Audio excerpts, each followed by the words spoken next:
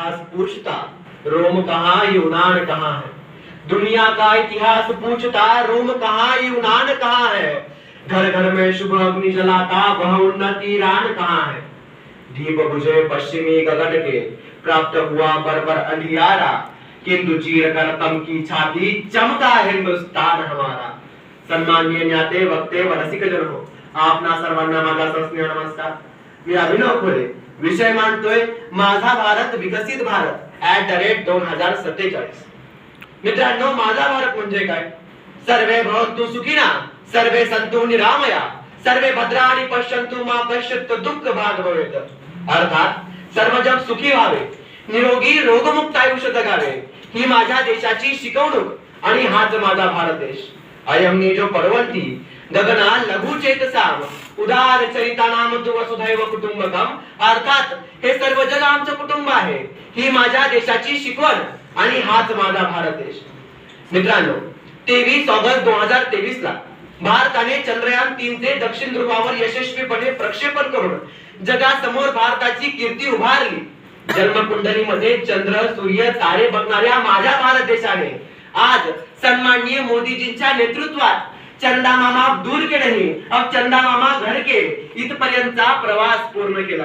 कधी काळी सापाचे खेळ दाखवणारा देश, गारुड्याचे खेळ दाखवणारा देश म्हणून हिणवल्या गेलेला आमचा भारत देश आज सन्माननीय मोदीजींच्या नेतृत्वात संगणकातील माऊस बरोबर खेळायला लागलाय। आज आपल्या भारतात Indian institute of science, Indian institute of technology, Indian institute of management यासारख्या संस्थांसह यश मिळवण्याचे केंद्र म्हणून विकासाकडे वाटचाल चालू केली आहे। नुकतंच पार पडलेल्या G20 परिषदेमध्ये सर्व देशांना जोडून ठेवण्याचं आणि भारताची विश्वासार्ह प्रतिमा जगापुढे मांडण्याचं काम सन्माननीय मोदीजींनी केलं, म्हणून मला वाटतं की भारत देश हा विकासाकडे वाटचाल करतो। मित्रांनो, वर्तमानाचा विचार केला तर इंडियन विजन 2047 पर्यंत पुढील 25 वर्षात देशाला विकसित राष्ट्र बनवण्याचं लक्ष्य सन्माननीय मोदीजींनी ठेवलं। मित्रांनो, 2047 मध्ये जेव्हा भारत देश सुवर्ण महोत्सवी शतक साजरा करेल तेव्हा भारत देशाचं नाव हे विकसित राष्ट्रांच्या यादीत नक्कीच असेल। नीती आयोगाच्या अहवालानुसार 2047 मध्ये भारताची अर्थव्यवस्था ही $30 ट्रिलियन पर्यंत पोहोचलेली असेल। इंडियन इक्विटी स्ट्रॅटर्जी आणि इकॉनॉमिक्सच्या अहवालानुसार भारत देश हा येणाऱ्या काळात आशिया खंडाच्या आणि जगाच्या विकासात महत्त्वाची भूमिका पार पाडण्यासाठी सज्ज आहे। American brokerage company Morgan Stanley अहवालानुसार भारत देश हा येणाऱ्या काळात जगाच्या विकासाचा 5वा हिस्सा असल्याचा अंदाज व्यक्त केला जातो। मित्रांनो, असं म्हणतात की भारत देश हा युवकांचा देश म्हणून ओळखला जातो। आज आपल्या देशाची लोकसंख्या ही 1.4 अब्ज पेक्षा जास्त आहे आणि आपल्या लोकसंख्येच्या 40% पेक्षा जास्त लोकसंख्या ही 25 वयोगटाच्या खालची आहे। म्हणजे आपल्या देशाची युवा शक्ती जास्त आहे, तर आपल्या देशाची श्रमशक्ती सुद्धा जास्त आहे। जर या युवा शक्तीच्या हाताला रोजगार असेल तर आपला भारत देश 2047 पर्यंत नक्कीच एक विकसित राष्ट्र झालेला असेल।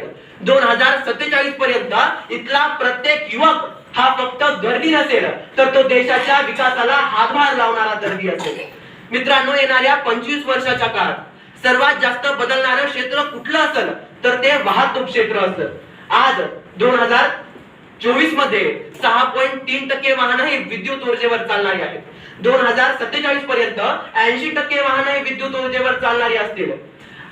आज भारताने सन्माननीय मोदीजींच्या नेतृत्वात लॉन्च केलेलं फेमा इंडियन मिशन असेल किंवा 18 पेक्षा जास्त भारतीय विद्युत वाहक कंपन्या असतील, या भारताला एक विकसित राष्ट्र बनवण्यासाठी नक्कीच मदत करतील।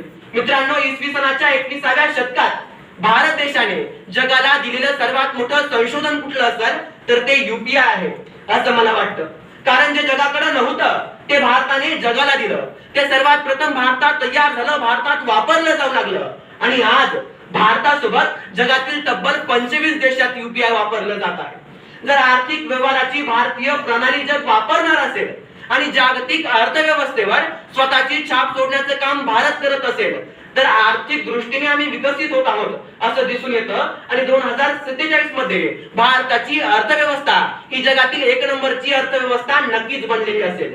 विकसित भारताने अंतरिक्ष संशोधन क्षेत्रामध्ये गगनभरारी घेतलेली असेल आणि याचा पुरावा म्हणून इस्रोनं जाहीर केलेले NISAR, Gaganyaan 1, Mangalyaan 2, Shukrayaan 1, INSAT 305, X ray polarimeter satellite हे भारताचे उपक्रम भारताला स्वावलंबी, सामर्थ्यशाली आणि विकसित राष्ट्रांच्या यादीत जागा नक्कीच मिळवून देतील. मित्रांनो, आज भारताच्या जीडीपीचा 1.9% पेक्षा जास्त खर्च हा संरक्षणावर केला जातो आणि यातील बहुतांश खर्च हा विदेशातून शस्त्रशास्त्र आयात करण्यावर केला जातो. आज भारत सरकारने सन्माननीय मोदीजींच्या नेतृत्वात 350 पेक्षा जास्त विदेशी हत्यारांवर बंदी घातली. विदेशी बनावटीपेक्षा स्वदेशी बनावटीचे शस्त्रशास्त्र आज भारत वापरत आहे आणि येणाऱ्या काळामध्ये म्हणजे 2047 मध्ये भारत देश हा जगातील 1 नंबरचा शस्त्रशास्त्र निर्यात करणारा देश नक्कीच असेल. मित्रांनो, विकसित भारत म्हणजे काय? 2014 पासून विकास या शब्दाचा अर्थ कळलेला भारतीय नागरिकांचा विकास. विकसित भारत म्हणजे ज्या भारतात शेतकऱ्याला शेती करणं हा त्याचा नाईलाज नसून त्याची इच्छा असेल आणि शेतकरी आत्महत्या हा तर खूप लांबचा प्रश्न राहिला. विकसित भारत म्हणजे ज्या भारतात आर्थिक अडचणीमुळे कुणीही शिक्षणापासून वंचित न राहता जेथे साक्षरतेचा दर हा 100% असेल. विकसित भारत म्हणजे ज्या भारतात स्त्रियांना सन्मान आणि समान संधी असेल, जेथे स्त्रिया स्वावलंबी, सामर्थ्यशाली आणि सुरक्षित असतील. विकसित भारत म्हणजे भारताच्या राजकारणाचे धागेदोरे हे युवकांनी हाती घेतलेले असतील आणि विकसित भारताच्या नेत्यांनी राजकारण पूर्णपणे संपवून समाजकारणाच्या दिशेने वाटचाल चालू केली असेल. विकसित भारत म्हणजे भारतातील प्रत्येक नागरिकाच्या हाताला काम, पोटाला अन्न, अंगाला वस्त्र आणि डोक्यावर निवारा असेल. असा असेल माझा विकसित भारत. मित्रांनो, शेवटी मंचाची रजा घेताना आणि विकसित भारताकडे पाहत असताना एवढंच मनावंसं वाटतं. माना अभी दूर है हम पर पास जरूर जाएंगे. माना अभी दूर है हम पर पास जरूर जाएंगे. स्वतंत्र सेनानी ना बन सके हम, परंतु इस आंदोलन में अपना खून जरूर बहाएंगे हम. चाहे कुछ भी हो जाए, अपने भारत को विकसित भारत जरूर बनाएंगे हम, जरूर बनाएंगे हम. धन्यवाद. जय हिंद, जय महाराष्ट्र.